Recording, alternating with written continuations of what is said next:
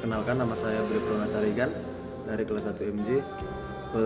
Di sini saya akan membahas tentang kebutuhan ciptaan. Manusia membutuhkan air, makanan, udara, sumber energi untuk menjamin kelangsungan hidup manusia. Mungkin itu bisa kita alami dalam kehidupan kita sehari-hari, bahwa memang air, makanan, dan udara itu merupakan hal yang sangat kita butuhkan dalam kehidupan kita sehari-hari. Dari mana manusia memperoleh air yang bersih, makanan yang sehat, dan juga udara yang bersih? Tentu itu manusia itu memperoleh dari sumber daya alam, yaitu air bersih, lahan yang subur, dan juga udara yang segar. Kita semua tahu bahwa alam itu merupakan ciptaan Tuhan yang Maha Kuasa. Pada awalnya, Tuhan menciptakan semuanya indah, dan Allah menerapkan supaya manusia mampu menjaga keutuhan ciptaan tersebut. Apa yang dimaksud dengan keutuhan ciptaan tersebut? Bahkan suatu keadaan yang tidak tetap, tidak terpisah-pisah, dan tidak tercerai-berai. Sementara ciptaan adalah makhluk, semua ciptaan makhluk Tuhan, yaitu manusia, alam semesta, dan segala isinya. Maka keutuhan ciptaan mempunyai arti di mana suasana hidup yang menyeluruh dari semua ciptaan Tuhan, hidup bersama di alam semesta sebagai saudara satu sama lain. Itulah yang dimaksud dengan keutuhan ciptaan. Tidak seperti yang diharapkan, bahwa manusia itu sering rakus dengan mengeksploitasi alam yang ada. Maka dengan itu keutuhan ciptaan Tuhan akan terganggu karena manusia tidak mampu menjaganya dengan baik. Manusia sebagai perusak alam ciptaan.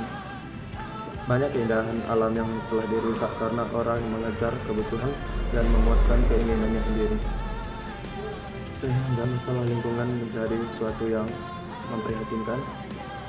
Antara lain, yang pertama, penebangan hutan secara sembarangan dan berlebihan tanpa memperhatikan pentingnya reboisasi.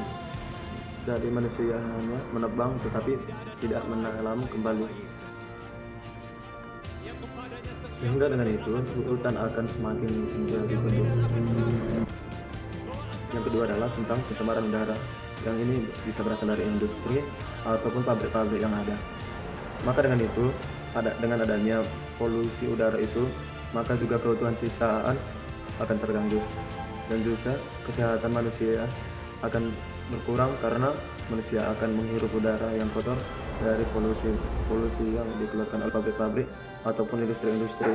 Seperti yang kita lihat pada gambar ini, bahwa banyak orang yang membuang sampah secara sembarangan, dan mungkin juga kita pribadi sering membuang sampah bukan ke tempat sampah, tetapi di mana kita suka. Dengan cara kita membuang sampah yang sembarangan tersebut akan mengakibatkan parahnya kondisi tanah. Di sini saya akan menayangkan beberapa video atau foto kerusakan alam yang ada di kampung saya. Di sini saya akan memperlihatkan salah satu merusak alam dari proyek pengambilan pasir. Proyek pasir ini salah satu merusak alam yang berada di desa kami, yang sudah berdiri sekitar kurang lebih dari 8 tahun. Sudah banyak lahan yang sudah digali atau dirubuhkan untuk mengambil pasir tersebut. Dan kerugian lain dari berdirinya proyek pasir tersebut adalah salah satunya air sungai yang sudah tidak pernah bersih karena pasir tersebut langsung dicuci dan disalurkan langsung ke sungai. Inilah video dari pencucian pasir langsung ke sungai, air sungai yang sudah tidak pernah bersih lagi dan tidak bisa digunakan lagi bagi masyarakat Desa Mularaya.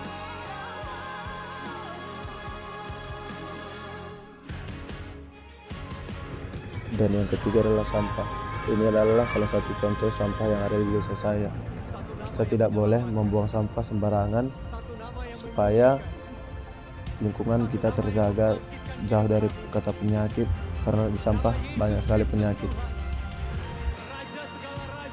Dan yang keempat adalah penebangan pohon secara berlebihan. Saya akan memberitakan salah satu merusak alam, yaitu penebangan pohon. Di sini saya akan sedikit membahas tentang desa sesar.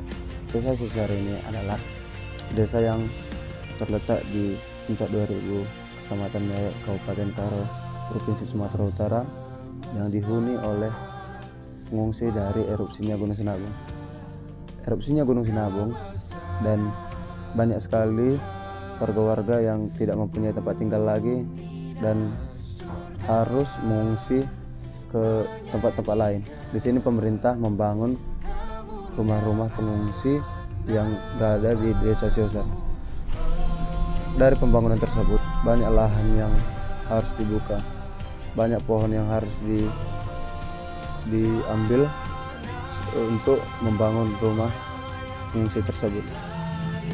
Dan dari penebangan pohon yang berada di Desa Siosar ini bukan cuma hanya untuk dijadikan rumah sebagai tempat tinggal pengungsi, tetapi ada juga beberapa orang yang mengambil keuntungan dalam penebangan pohon tersebut.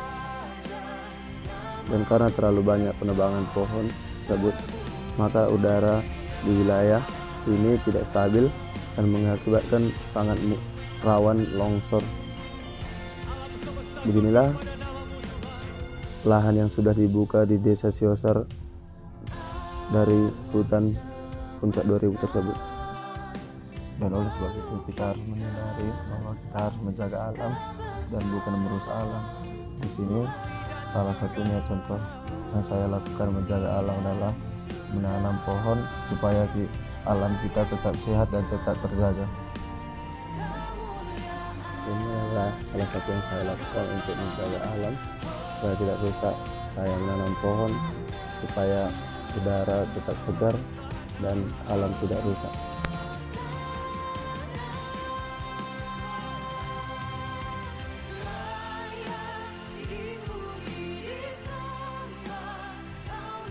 Sampai sinilah presentasi saya. Semoga teman-teman dapat menjaga alam dan bukan merusak alam. Sekian dari saya, Bri Pronotarigan, mengucapkan terima kasih.